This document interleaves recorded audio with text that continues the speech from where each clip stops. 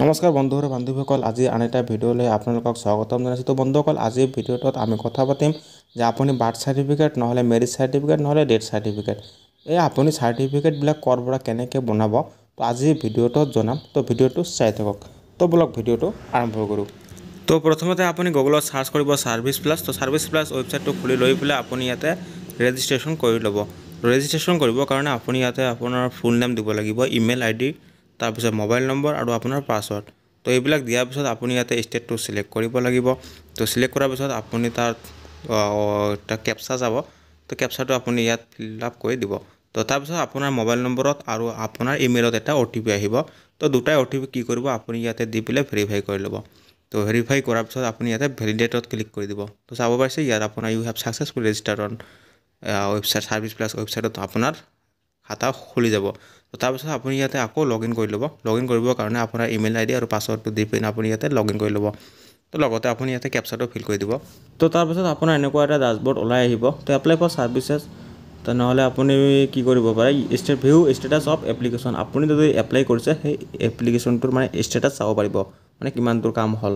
তো আপুনি এপ্লাই কৰিব। এপ্লাই কৰিবৰ কাৰণে কি কৰিব, ভিউ অল এপ্লাই ক্লিক কৰি দিব। তো তাৰপিছত আপুনি ইয়াতে চাব পাৰিব কিমানবিলাক সুবিধা ইয়াত উপলব্ধ আছে।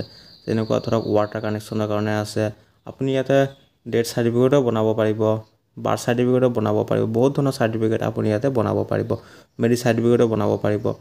তো আপুনি প্ৰথম পেজত এইটো নাপালে দ্বিতীয় পেজত ক্লিক কৰি দিব।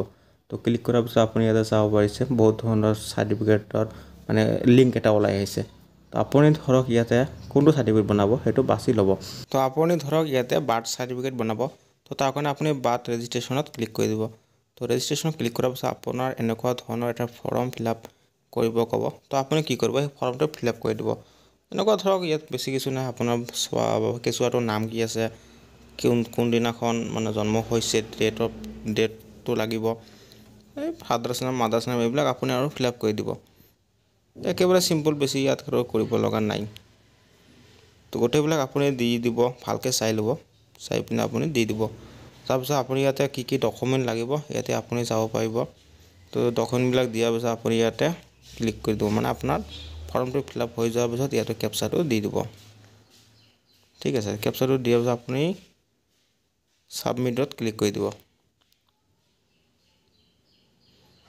তো তাৰপিছত আপোনাৰ ইয়াত আৰু একো নাই। তো আপুনি যদি বাৰ্থ চাৰ্টিফিকেটটো হৈ গ'লে, এতিয়া আপুনি যদি বিবাহ কাৰণে আপোনাৰ লাগে মানে মেৰিজ চাৰ্টিফিকেটটো আপুনি ঠিক তেনেকৈ ফৰ্ম ফিল আপ কৰি আপুনি ইয়াতে বনাব পাৰিব। ইয়াতে আৰু একো কিছু নাই, আপুনি চালে আপুনি গম পাব কোনটো কেনেকুৱা ধৰণৰ। ঠিক আছে, আপুনি এইবিলাক কিছুমান ষ্টেটত এনেকুৱা ধৰণৰ আছে যে ফৰ্মটো ফিল আপ কৰি লৈ পেলাই আপোনাৰ ফৰ্মটো মানে BLOৰ ওচৰত জমা দিব লাগে। তো ইয়াতে কিছুমান ষ্টেটত আছে, কিছুমান ষ্টেটত নাই। তো আমাৰ ইয়াত আছে নাছে মই এইটো নাজানো সঠিক। তো আপুনি এবাৰ সুধি ল'ব।